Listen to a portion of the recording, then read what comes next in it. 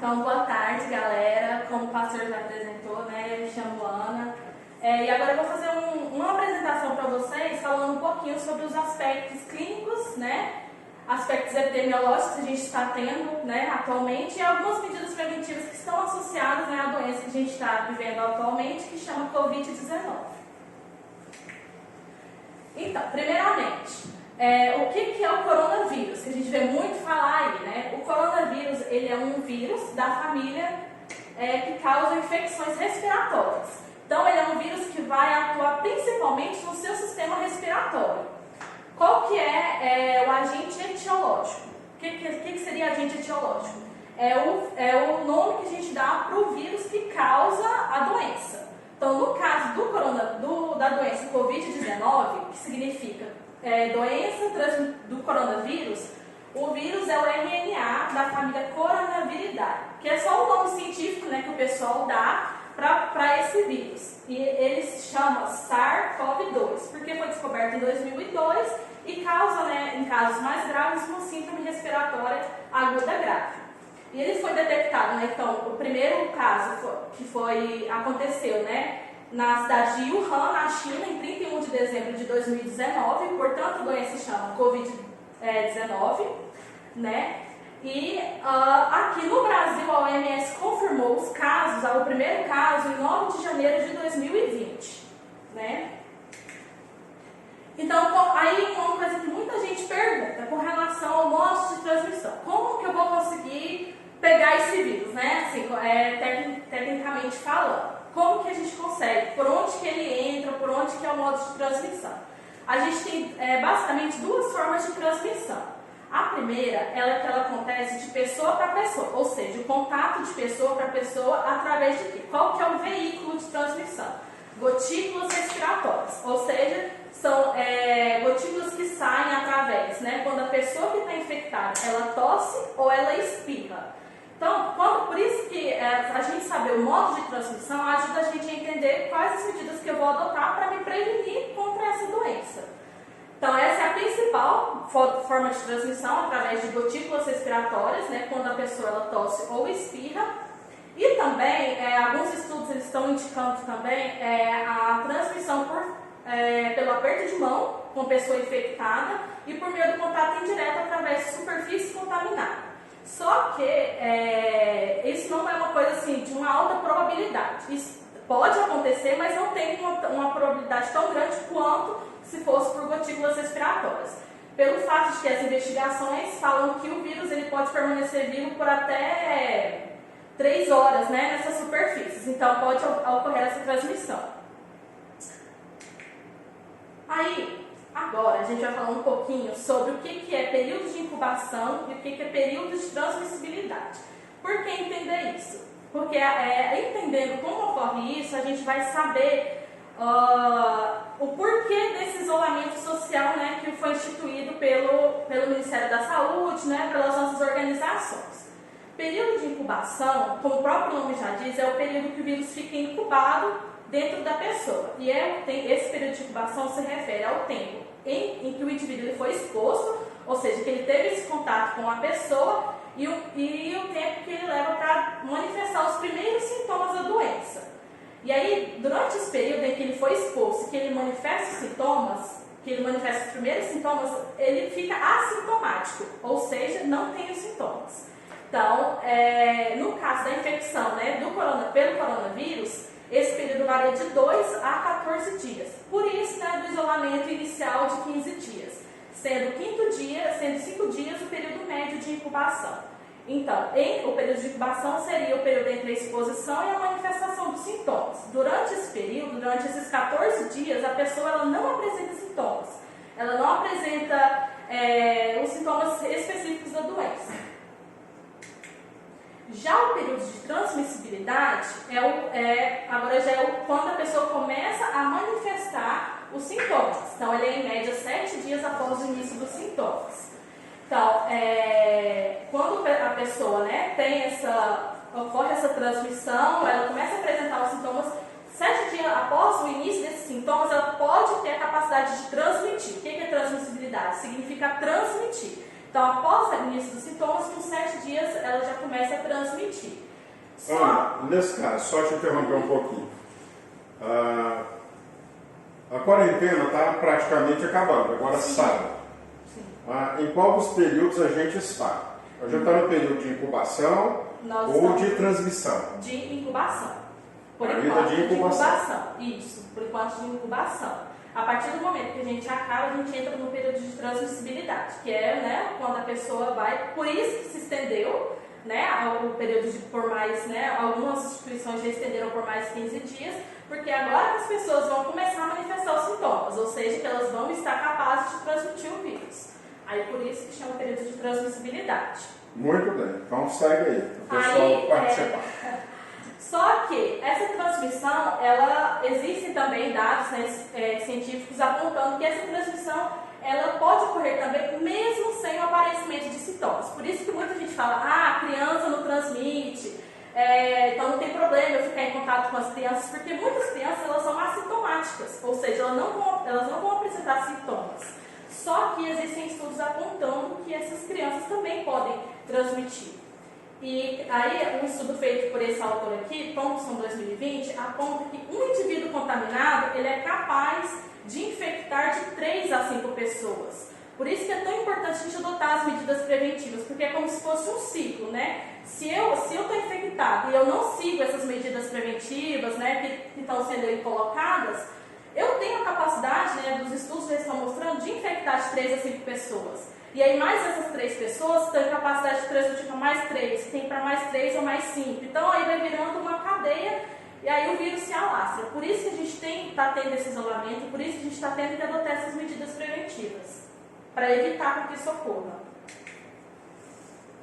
Aí agora a gente vai falar um pouquinho sobre as manifestações clínicas, ou seja, se eu for, né, se por via das dúvidas uma pessoa estiver infectada com o vírus, quais são os primeiros sinais e sintomas, né, as primeiras manifestações clínicas que podem estar relacionadas ao coronavírus? Porque como a gente falou no comecinho, ela é uma doença que infecta, né, o sistema respiratório. O vírus ele vai para o sistema respiratório. Então a maioria dos sintomas eles estão relacionados ao aparelho respiratório. Por ser um vírus novo, um vírus que a gente não tinha antes tido contato, os sinais e sintomas eles são muito amplos. Então eles podem ir desde um simples resfriado até uma pneumonia mais grave, nos casos, né, em que ela é mais avançada. E como eu disse, por ser um vírus que infecta o sistema respiratório, os sintomas clínicos são respiratórios. Aí foi feito um estudo, né, onde começou a doença, no hospital de Wuhan, com 99 pacientes. E aí os principais sinais e sintomas que foram observados.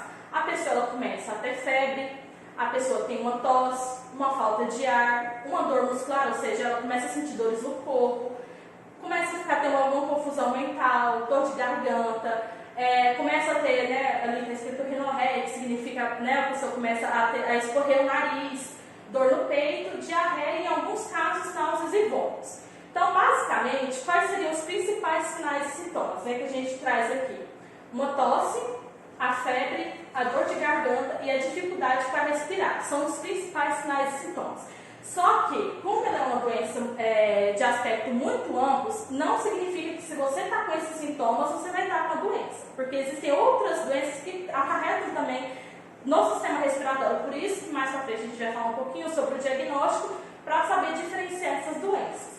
Em casos mais graves, a gente chama das complicações, a pessoa ela pode apresentar uma síndrome respiratória aguda grave, que é quando a pessoa ela tem bastante dificuldade para respirar, ela fica fatigada, ela não consegue respirar, pode ocasionar lesão no coração, em alguns casos, e por conta da infecção pelo coronavírus, como debilita o sistema imune, ela pode adquirir outras infecções, né, que a gente chama de infecção secundária.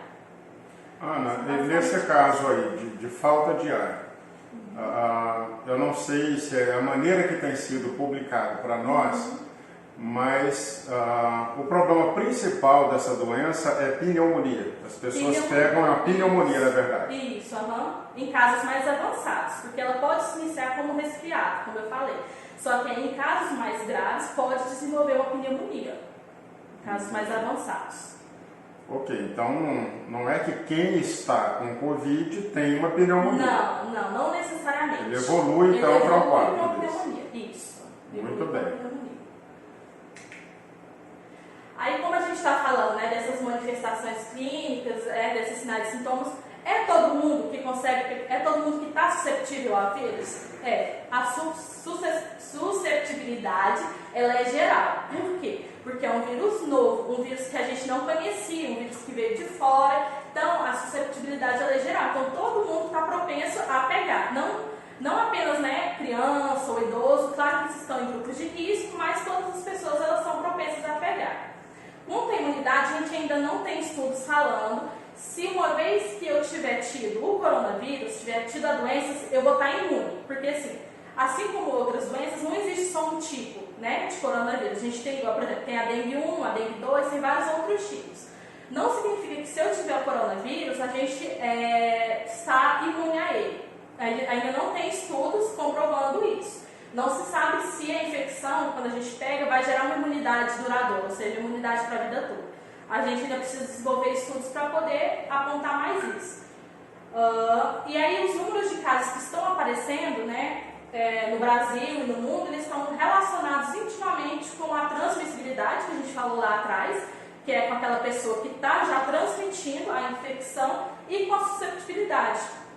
E essa susceptibilidade, ela traz para a gente o conceito de pacientes que estão mais propensos a adquirir o vírus, né? Que estão lá no que a gente está chamando de grupo de risco. O que seriam esses grupos de risco? Pacientes imunodeprimidos. O que são isso? São pacientes que já estão ali tratando alguma doença, que deixa o sistema imune mais suscetível a adquirir uma doença, deixa ele mais fraco, né? E aí a gente tem essa probabilidade de adquirir essa doença. Os idosos, porque eles já estão com a idade mais avançada, e aí o sistema imune, querendo ou não, ele também, né, ele acaba tendo essa debilidade. E pacientes com doenças crônicas, como hipertensão, diabetes, doenças cardiovasculares, tudo isso a gente traz um conceito de que o sistema imune ele fica mais debilitado quando as pessoas eles estão, né, com essas doenças, quando são idosas. Então, por estar assim, fica mais propenso a adquirir o vírus, por isso são chamados de grupo de risco. Tá, esse imunodeprimido, Ana, também tem gente que confunde esse imunodeprimidos com deprimidos, ou seja, pessoas com depressão. Então não tem nada a ver uma coisa com a outra. Não tem nada a ver. Pessoas com depressão não tem estudos comprovando que são mais propensas a adquirir o vírus. Não tem nada a ver. Então, pois então esclarece isso para o povo, porque assim, tem gente que diz, eu sou do grupo de risco porque eu tenho depressão. Não tem assim. O grupo de risco está relacionado à susceptibilidade imunológica do sistema imune. Não significa que uma pessoa com depressão ela tem mais risco de adquirir o vírus. Ela tem tanto risco quanto uma pessoa que não tem depressão. Porque a imunodepressão ela se refere ao nosso sistema imune, ao nosso organismo. Né? Então não tem nada a ver com depressão, gente. Muito bem. Aí, como eu estava falando, né, desses grupos, a mortalidade é maior, portanto, as medidas de prevenção que a gente tem que adotar para essas pessoas, elas precisam ser mais importantes. Não significa que para as outras, né, para jovens, adultos que estão saudáveis, não tem que adotar as medidas. O que a gente está querendo colocar aqui é que para essas pessoas a gente tem que ter um cuidado maior. As medidas elas têm que ser bem mais aplicadas com maior efetividade para esse grupo de pessoas. Aí, agora a gente vai falar um pouquinho, vai trazer, uma vez, né, que eu manifestei os sintomas, como que eu posso saber como que é feito o diagnóstico da doença? Como que atualmente está sendo feito esse diagnóstico? A gente tem 3 tipos atualmente, né, que a gente faz. Basicamente, um diagnóstico que é clínico, um laboratorial e o diferencial. Aí a gente vai entender um pouquinho como que é cada um. O diagnóstico clínico é como o próprio nome já diz, ele está baseado na investigação clínico-epidemiológica, ou seja, daquela clínica que o paciente apresenta e do exame físico. Ou seja, o paciente chegou lá na unidade de saúde com uma síndrome gripal, né, então está tossindo, está tendo febre, está tendo dores de cabeça, dores musculares, falta de ar, então isso já indica uma possibilidade de que ele esteja, né, com uma doença, mas não é apenas esse que é feito. Além desse diagnóstico clínico, a gente precisa questionar também o histórico de viagem. Se a pessoa teve alguma viagem para o exterior, porque como o vírus ele veio de fora, a gente, nessa investigação a gente precisa questionar essas pessoas se elas tiveram fizeram viagem para o exterior, ou se tiveram contato próximo com pessoas que fizeram essas viagens para o exterior, porque foi lá, né, foi de fora, então a gente precisa ter essa diferenciação. Ana, deixa eu só ver se tem alguém que já tem perguntas. Vamos ver então aí. Aí eu queria que as pessoas que estão participando conosco, aí pelo Face, se tiver alguma pergunta dentro do que já foi falado, você vai interagindo conosco para ficar um momento mais interativo e dar oportunidade de todo mundo tirar dúvida. Então, se tiver, você lança aí, por favor, a sua pergunta e a gente vai trabalhar ela aqui e responder na medida do possível, tá bom? Vamos lá, pode prosseguir, a hora que chegar a pergunta eu faço para você. Além do diagnóstico clínico, que é igual a gente falou, que é baseado na sintomatologia do paciente, né, e do exame físico, e dos históricos da pessoa, se tem ou não viajado, teve contato próximo, a gente é feito também um exame, um diagnóstico laboratorial. O diagnóstico laboratorial ele é feito de duas formas. Por uma técnica, né, que é chamada de PCR, que é uma técnica laboratorial para detectar o RNA viral, né, do coronavírus. Então, nas secreções respiratórias. Então, o que é colhido nesse exame? A gente faz um exame para colher alguma secreção respiratória para ver se o vírus está ali. E além desse teste, desse diagnóstico, a gente é feito um teste rápido ou a sorologia específica para detectar anticorpos contra o vírus, né, que é o chamado SARS-CoV-2. Então, é feito de duas formas, pelo PCR, para detectar o RNA viral, e pela detecção de anticorpos, através do teste rápido ou da sorologia.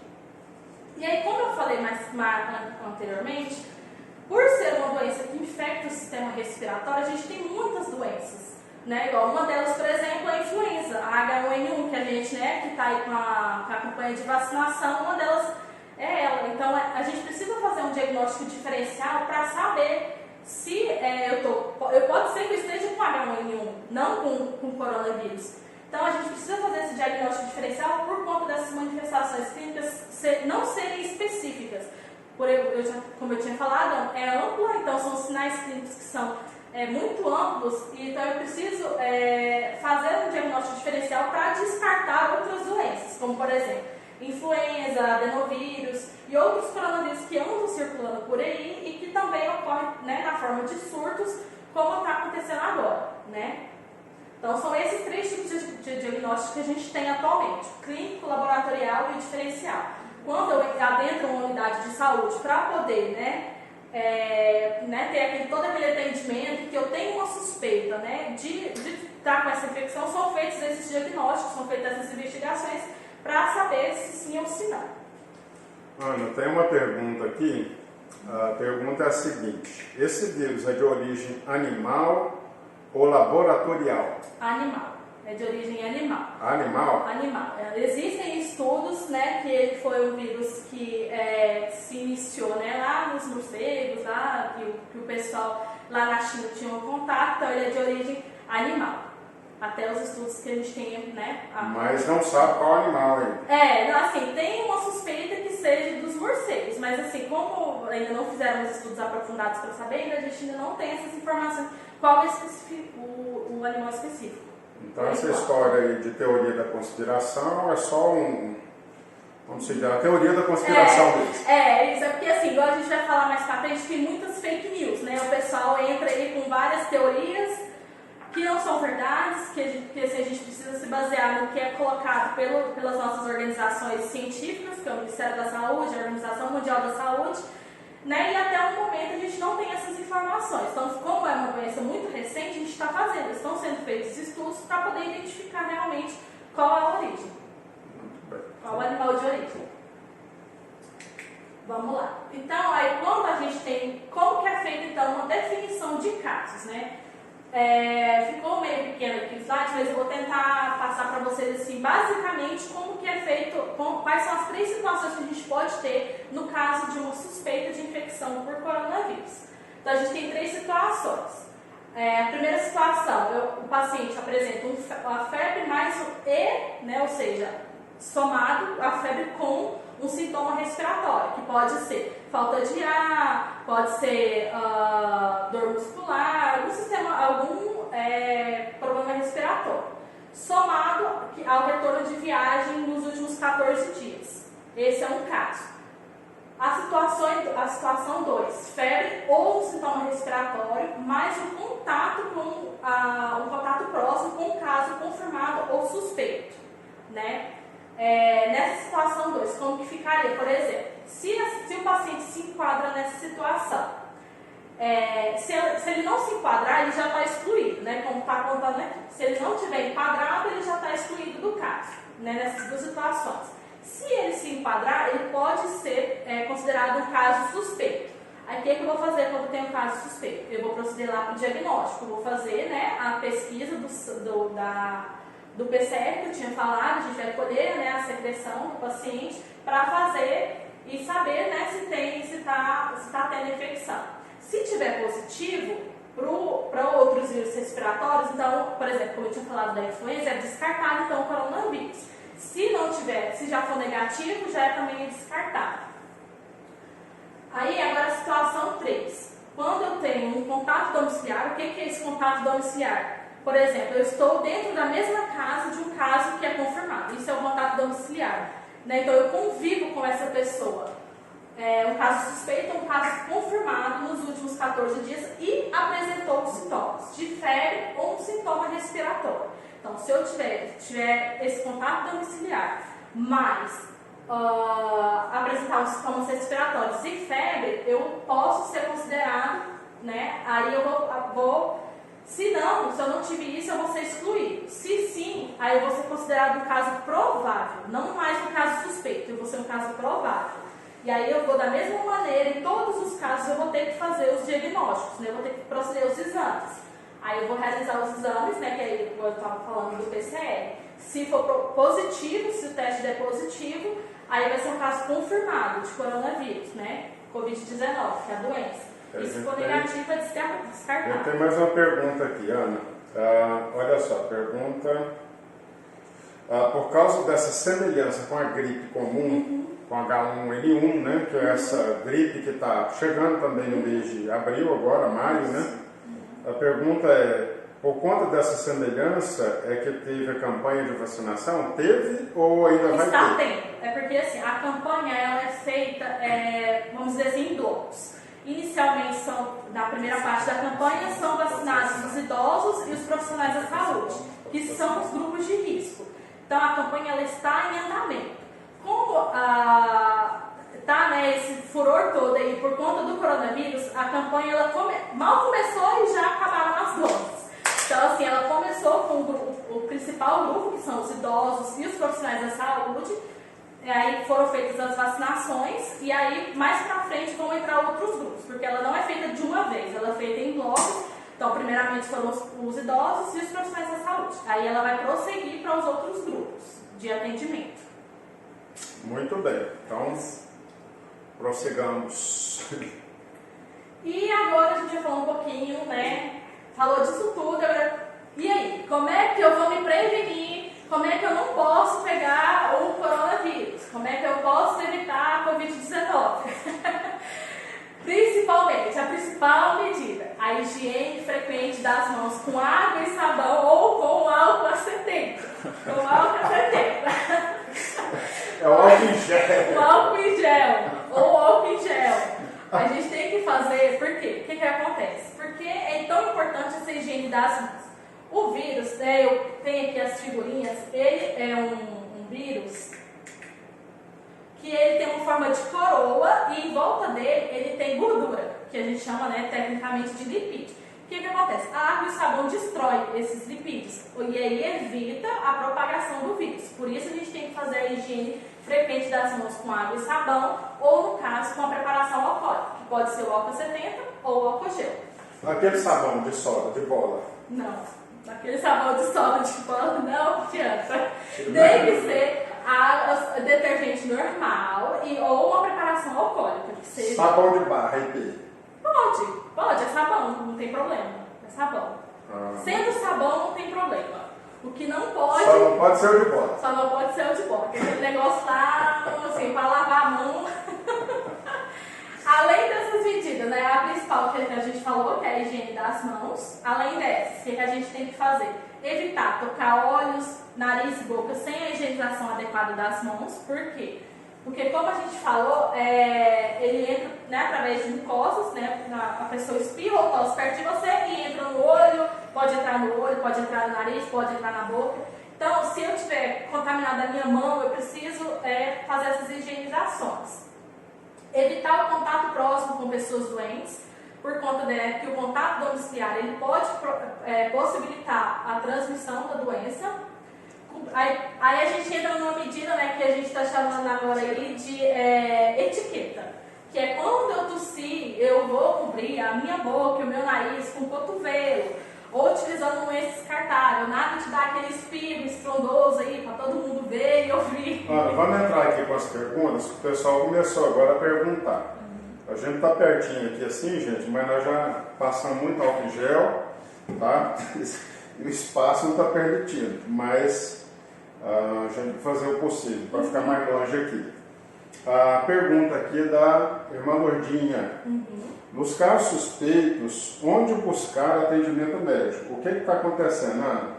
Tem muita gente que assim, ele está com tosse, mas ele está com tanto medo de ir em algum lugar e ali está assim, com uma incidência maior, ele ficar doente de verdade.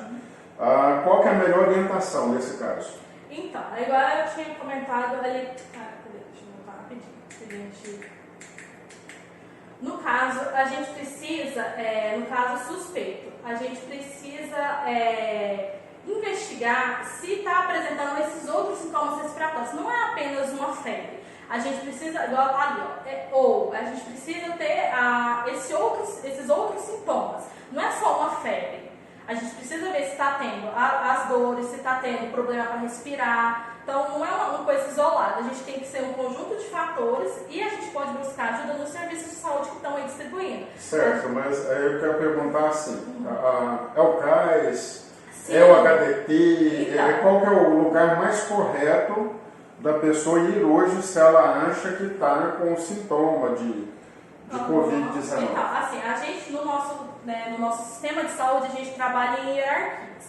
Então, inicialmente, a gente precisa procurar o posto de saúde, que é a atenção primária à saúde, que a gente está chamando aí de porta de entrada. Então, as atenções primárias à saúde, elas já têm um fluxograma, todo um protocolo, para se algum caso suspeito chegar, elas fazerem esse primeiro atendimento, né, e aí dar andamento. Porque assim, a gente trabalha com redes, então a gente tem a atenção primária, aí depois a gente vai para os hospitais, que são secundários, e aí para os níveis mais avançados. Então a gente tem que começar, né, pelos postos de saúde. Então, se você estiver, apresentando alguns sintomas, pode procurar postos de saúde, não tem problema, porque é onde a gente começa os atendimentos.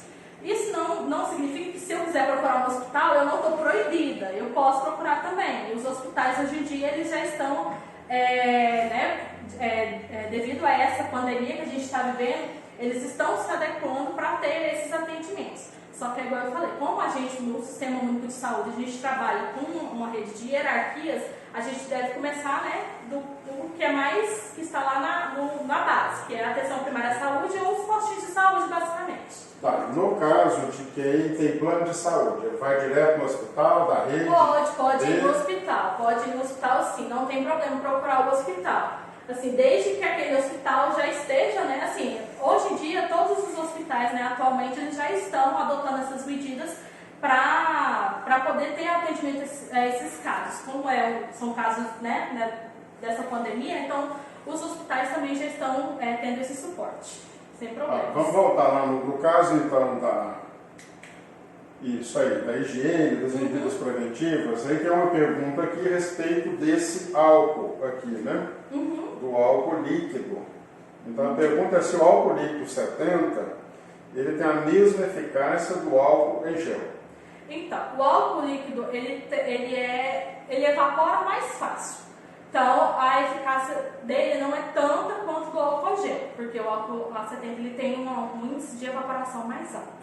Então recomendável para higienizar a mão. A preparação alcoólica com o álcool gel. Mas na falta, pode ser o álcool 70 líquido.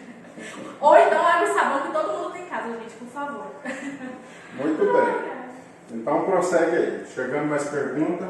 A gente vai passando aí para vocês. Então, quem tiver pergunta, vai mandando aí. Então, a gente estava falando, né, da etiqueta lá. Então, se eu for tossir, por favor, coloquem a mão no nariz, cobre com o cotovelo, né, e eu use um lenço descartável, por gentileza.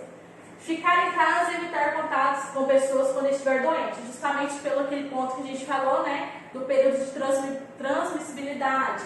Então, por isso desse isolamento, para evitar com que essa pessoa propague o vírus, porque uma pessoa infectada ela é capaz de transmitir o vírus para 3 a 5 pessoas.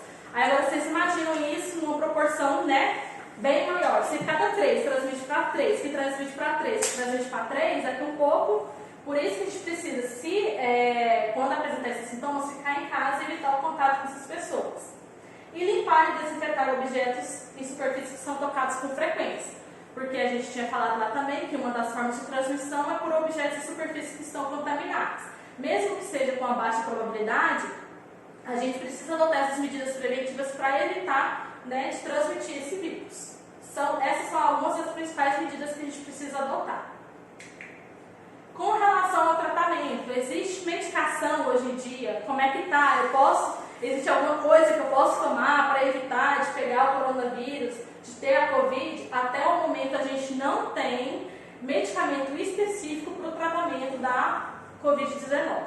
Então, estão sendo feitos estudos aí a nível mundial, a nível nacional, a nível internacional, para que a gente possa ter um medicamento que seja eficaz na cura do Covid-19, da doença, do coronavírus.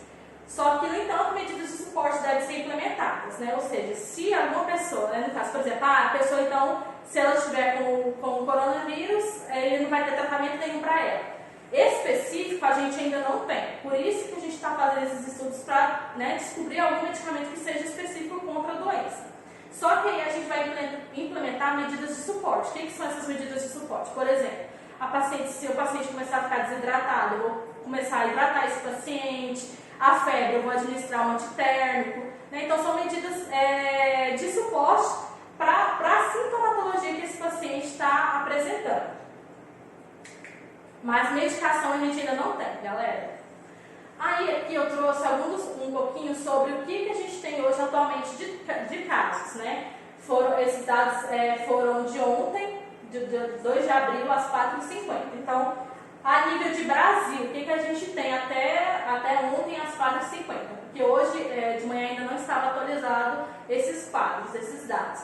A gente tem 7.910 casos confirmados a nível do Brasil, 299 óbitos e uma taxa de letalidade de 3,8%, né? Ou seja, uma taxa do vírus ser letal, de 3,8%.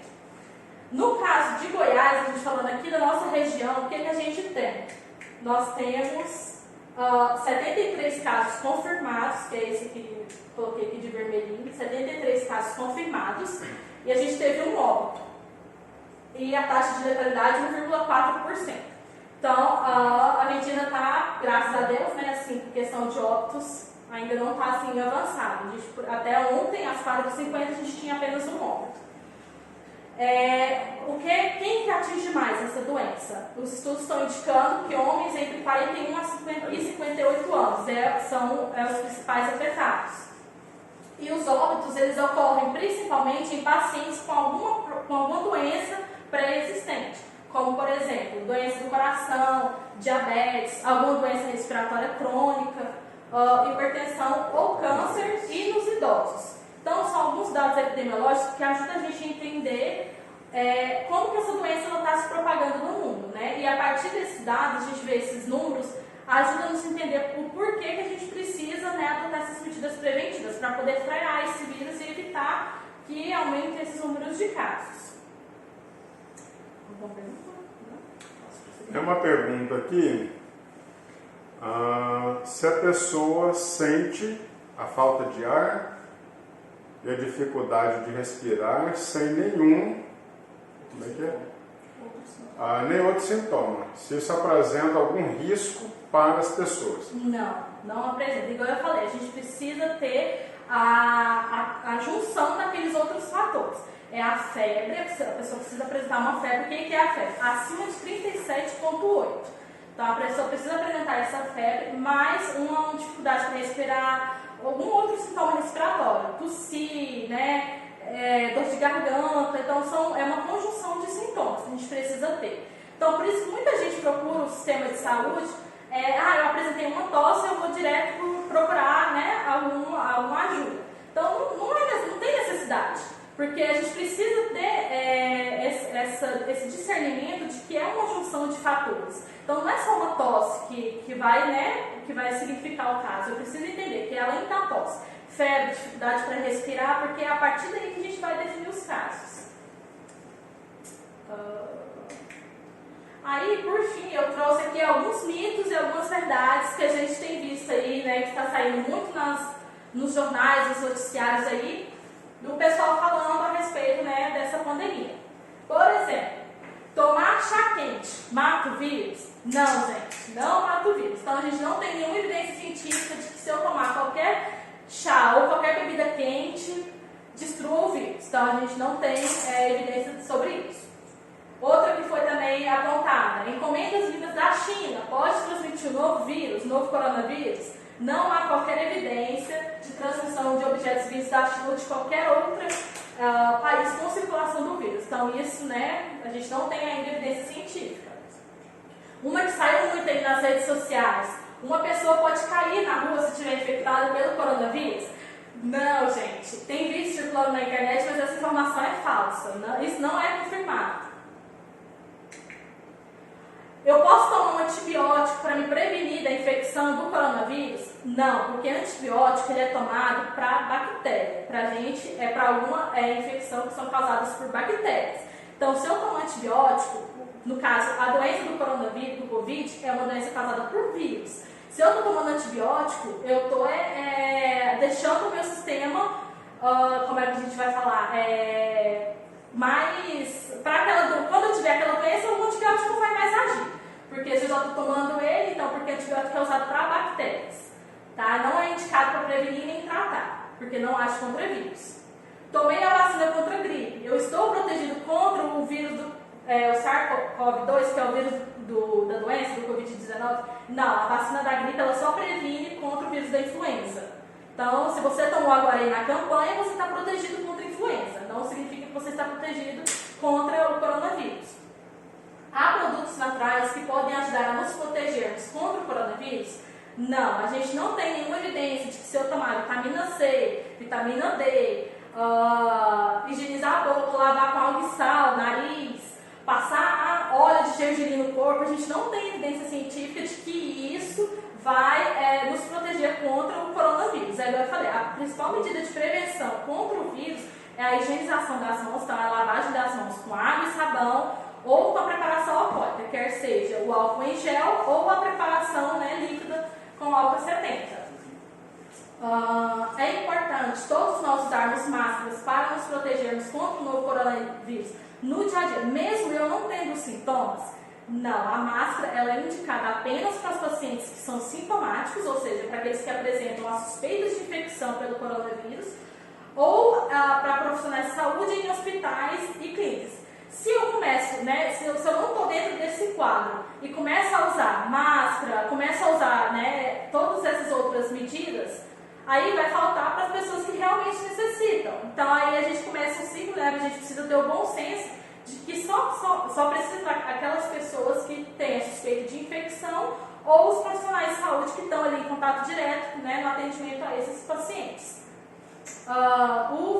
O coronavírus, ele afeta apenas as pessoas idosas, como eu falei anteriormente. Não são. As pessoas idosas, elas estão no grupo de risco, ou seja, elas estão mais propensas a adquirir o vírus por conta da imunidade, que está mais debilitada.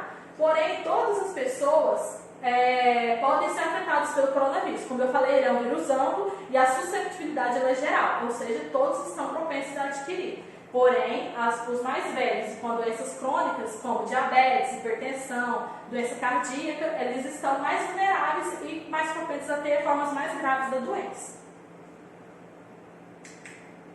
E aí eu queria finalizar um pouquinho com uma passagem bíblica que fala assim, está lá em Salmo 121, 1:8, diz assim: Levanto os meus olhos para os montes e pergunto: de onde vem o meu socorro? O meu socorro vem do Senhor que fez os céus e a terra. Ele não permitirá que você tropece, o seu protetor se manterá alerta. Sim, o protetor de Israel não dormirá. Ele está sempre alerta. O Senhor é o seu protetor, como sombra que o protege. Ele está à sua direita, de dia o sol não o ferirá, nem a lua de noite. O Senhor o protegerá de todo mal, protegerá a sua vida, o Senhor protegerá a sua saída e a sua chegada desde agora e para sempre. Então, que a gente venha, né, nesse momento de, né, que a gente está vivendo de pandemia mesmo, que a gente venha mesmo buscar mais a Deus, igual eu coloquei ali. Desliga um pouco o noticiário, deixa de ver um pouco, porque muitas coisas que a gente olha na televisão não são verdades. Não significa que está passando na TV que é verdade. Dê um descanso para o seu coração e para a sua mente. Coloca uma música, conversa com Deus, faz oração, fique perto de quem você ama. Porque, além de tudo, né, dessas medidas aí, o que essa doença está ensinando para a gente? Quanto falta faz um abraço? Quanto falta faz um aperto de mão? Quanto falta faz estar perto de quem a gente se ama? Leia um pouco, promova a paz no seu lar. Não se desespere, traga a memória que te dá esperança. Deus é fiel. Então, por favor, compartilhem vida. Não compartilhem notícias ruins. Compartilhem vidas e notícias verdadeiras.